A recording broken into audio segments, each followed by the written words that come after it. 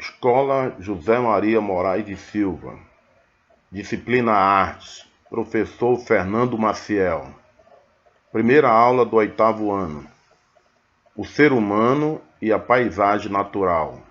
Paisagem natural e arte.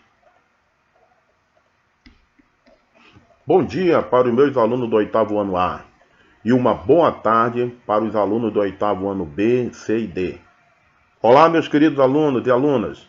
Bem-vindos à nossa primeira aula de artes aqui da Escola José Maria Moraes de Silva.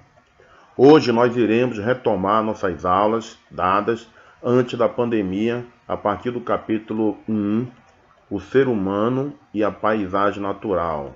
Paisagem natural e arte, do livro Mosaico Arte, páginas 23, 24 e 25. Mas antes quero chamar a atenção para o fato de que estamos desmatando as florestas e descuidando das nascentes dos rios e que devemos cuidar do nosso meio ambiente. A maneira de os seres humanos compreenderem e se relacionarem com a natureza mudou ao longo da história. A partir do final do século XX, as políticas mundiais para enfrentar a crise ambiental passaram a incluir os temas sociais, entendendo que a humanidade e natureza fazem parte de um mesmo sistema. Agora sim, meus queridos alunos, neste capítulo quero que explorem a observação, a percepção e a interação com a paisagem natural. Você vai analisar como o ser humano compreendeu a natureza em diferentes contextos, os dos impressionistas do século XIX, de um pintor que trabalhou como seringueiro na Amazônia e de artistas ligados à land art. Então, observe algumas obras de artistas que representaram ou interagiram com a natureza. Vamos começar pelo pintor francês Claude Monet, um dos mais importantes artistas impressionistas. Cultivava plantas de espécies variadas no jardim de sua casa em Giverny, no interior da França. A obra Ninféias, apresentada acima, pertence a uma série de pinturas em que representou as ninféias, um tipo de planta aquática que existia no lago de sua propriedade. Perceba que nas pinturas ninféias e impressão nascer do sol, não há linha do horizonte, e as manchas de cores e pinceladas chamam mais atenção do que a própria paisagem. Características próprias da pintura ao ar livre e pelo interesse dos pintores impressionistas em representar os efeitos da luz. É bom ressaltar que o impressionismo reforçou os valores da visualidade na pintura. Os artistas se afastaram dos aspectos conceituais e sociais e se dedicaram às questões técnicas e formais da arte. Dessa maneira, os pintores impressionistas estavam interessados na luz, na forma e em como esses elementos alteravam as cores e as sensações. Por isso, experimentavam modos de captar esses efeitos. Também é interessante lembrar que o termo impressionismo surgiu em uma crítica jornalística pejorativa sobre a exposição da obra Impressão Nascer do Sol, de Monet, de forma não oficial no Salão dos Recusados em 1874. Sabendo que seus trabalhos seriam recusados pelo tradicional salão acadêmico, apresentaram-no em um evento paralelo, com pinturas de pincelada rápida que priorizava efeitos de luminosidade e cor, e se tornou o nome do movimento artístico, que incluía artistas como Claude Monet, Edouard Manet, Edgar Degas, Pierre-Auguste Renoir e Morisot. O artista brasileiro Hélio Melo nasceu no Acre e passou muitos anos vivendo e trabalhando no Seringal. Esse artista contemporâneo é conhecido como pintor da floresta. Seus desenhos e pinturas, algumas vezes feitos com o sumo das folhas, mostram a floresta amazônica pela perspectiva de quem caminhou por entre árvores de 30 metros de altura e trabalhou extraindo a borracha das seringueiras. Na pintura acima, ele fez um mapa que marca seu percurso pela floresta para sangrar as seringueiras. Observe que na obra Entrada da Floresta de Hélio Melo, um seringueiro se aproxima de uma grande árvore de extração de borracha, que na selva pode medir mais de 30 metros de altura e quase 3 de diâmetro.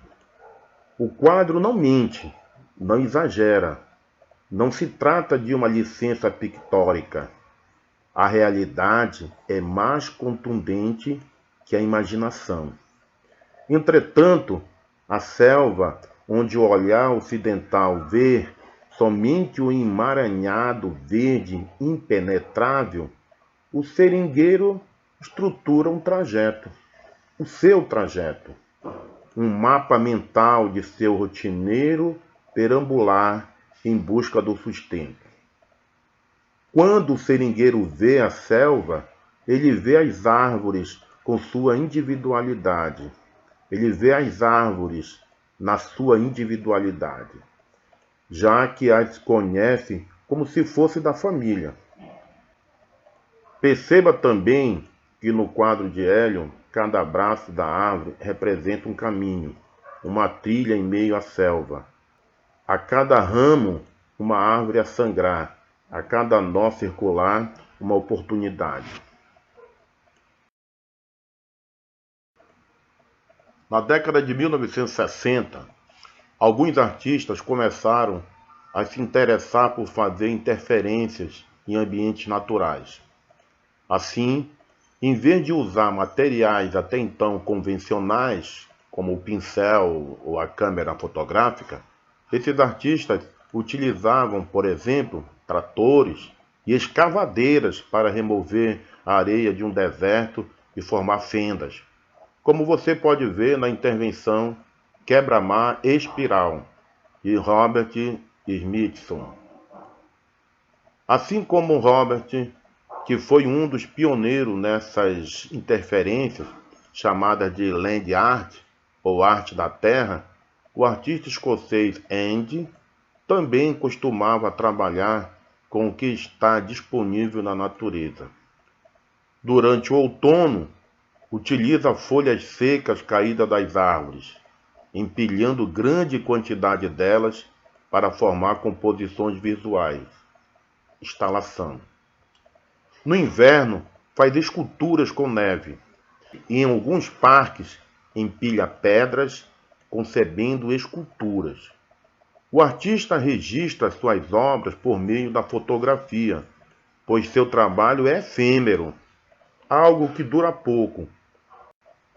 Ou seja, as folhas, as pedras, os galhos e o gelo que reúne e com os quais organiza suas instalações,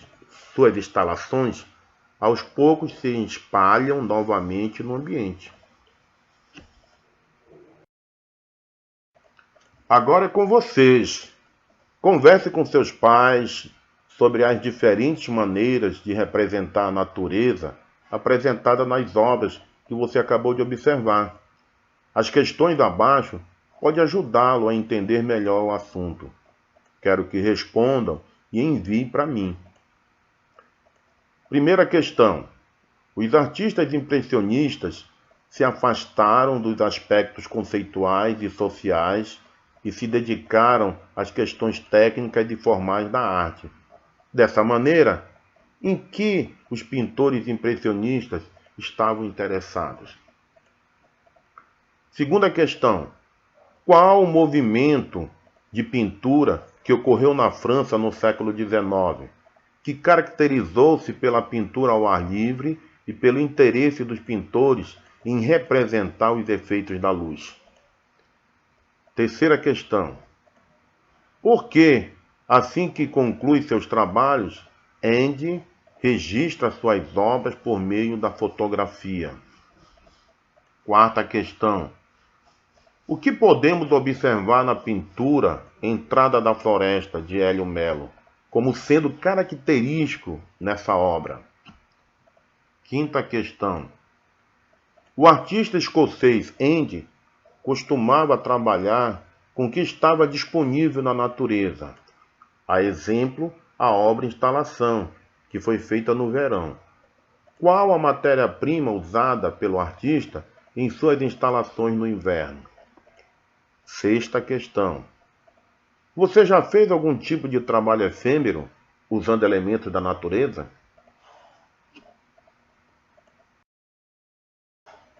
Então, essa foi nossa aula de hoje. Espero ter esclarecido o assunto para vocês. Quero deixar uma reflexão para vocês. Vá em frente sem medo, porque viver será sempre o maior desafio de sua existência.